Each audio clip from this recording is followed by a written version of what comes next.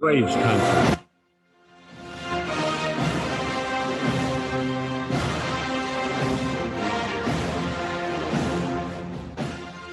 Good morning. Welcome to Braves Country, as we'll do a little bit of a abbreviated edition today since there was no game last night to react to. The Atlanta Braves start a 2-game set against the Boston Red Sox. The Boston Red Sox did play yesterday. They got the W against the Toronto Blue Jays. So the Red Sox are coming off of a split series at home against the Toronto Blue Jays, who pounded them on Sunday, by the way. And so they got back up off the mat, and looking at what's going to go down today, 7:20 Eastern, it's EROD versus Tucker Davidson. And that's going to be a big deal because Tucker Davidson, we're going to see what he's worth. It's one thing to go up against some of the other offenses. It's another thing to go up against this slugging Boston Red Sox offense. It's going to be an interesting matchup. I'm looking forward to it. It's going to be exciting. Erod's on the mound, and though he's had some great years, he's got a 6.03 ERA right now. He's given up runs. He's typically going about 5 or 6 innings, giving up about 4 runs. Okay, that's not going to get it done for the Red Sox long term, but that's what's going on right now. And so you got to take that with a grain of salt. We know what Erod's capable of doing, but what he's done so far has not been that great. The Atlanta Braves 30 and 33, on the year, as the New York Mets win again last night. We're 5.5 out of first place. We're not going to harp on that. I think before we have to start worrying about how many games out of first place we are and where we're at and that, I think you've got to focus on just playing good baseball and start getting on a winning streak of your own.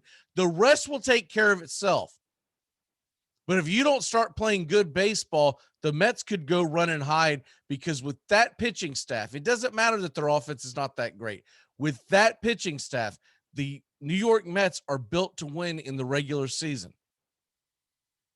It's not to say Atlanta can't go toe-to-toe with them in pitching when all the guys are healthy, but that would include Soroka. I would take Atlanta's rotation over a lot of teams. The Mets might have the slight edge, but I believe in the Atlanta Braves starting pitching when we have Enoa, when Soroka finally gets back. We have no news on that right now, but we're looking forward to hopefully he can get back at the end of the season. If not, if the Braves are out of it, they're not going to rush it. They're just going to shut them down. If the Braves are out of the pennant chase in mid-August, there's no reason to rush Soroka back, because you can just do an off-season training and get them ready for 2022.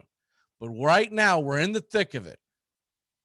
We've played 63 games. So what does that mean? Essentially 100 games left. There's a lot of baseball to be played. But you got to start playing well, and you got to start doing it now, because you're going to get the Red Sox and then a 4-game series against the Cardinals. This is a big week for the Atlanta Braves.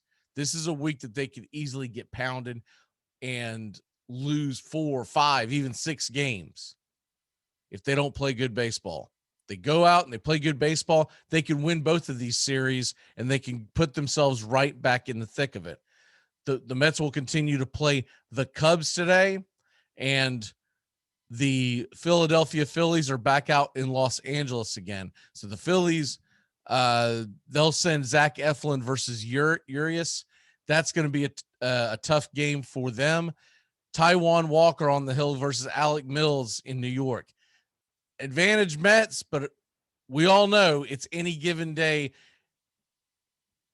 The Phillies, by the way, lost last night 3-1 to the Dodgers, if you missed that. So that's what we have going on in Braves country. Austin Riley starting to play really well. He's starting to really hit the ball, barrel the ball. Other news, I know a lot of people don't want to talk about the All-Star game because it belongs in Atlanta, and I, for one, will not watch it. I'm not going to cover it either. the week of the All-Star game, we won't be doing Braves country because I don't think it's fair what they did to the Atlanta Braves organization over political jargoning, right? So, but the news out of the All-Star game is this: Ronald Acuna Jr. is leading the National League in all votes. It's a little bittersweet sorrow because that's great and all, but nobody wants to watch the game that's going to be played in Colorado when it belonged in Atlanta. So, but the good news, you gotta still pull for your guys to get in there and do well. It makes them feel good about themselves. It, obviously helps the contract situation, but not that we get a dime of that.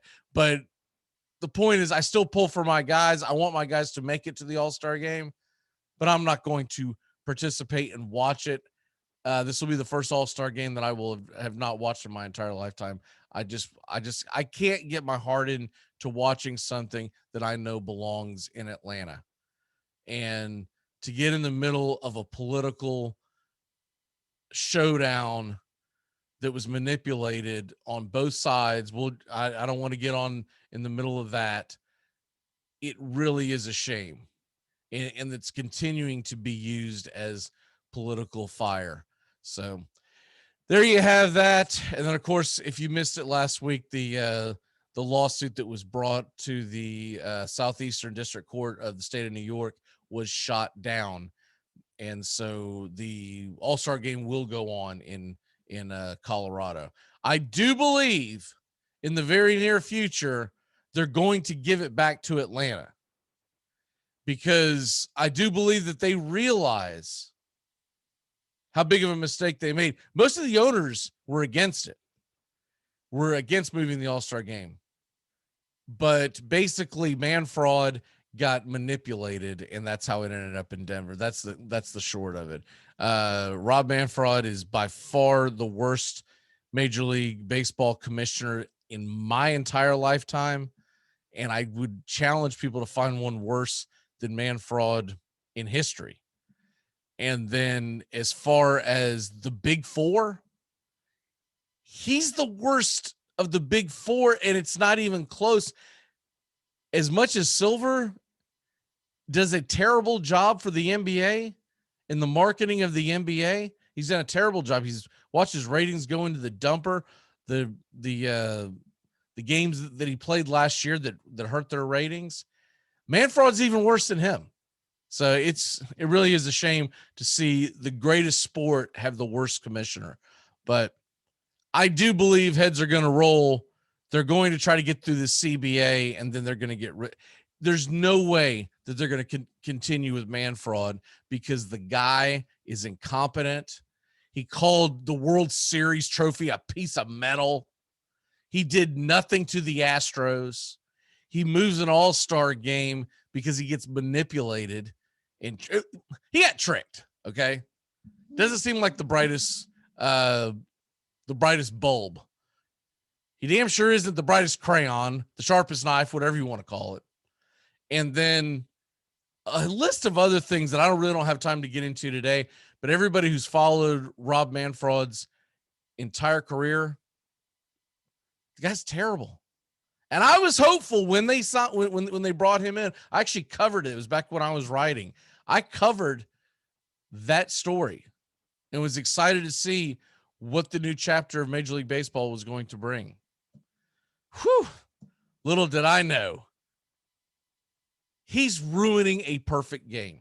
But anyways, go Braves. Tucker Davidson Day. Excited to watch him pitch. Excited to see a young kid see if he can carve his way through the Boston Red Sox lineup. And we'll see you tomorrow, as it's a 2-game series. We'll react to tonight's game, and then we'll also take a look at tomorrow's game. Have a great day, Braves country. It's time to go out there and play ball. Catch us every weekday here on the Armchair Quarterbacks. Subscribe, like, and share our show.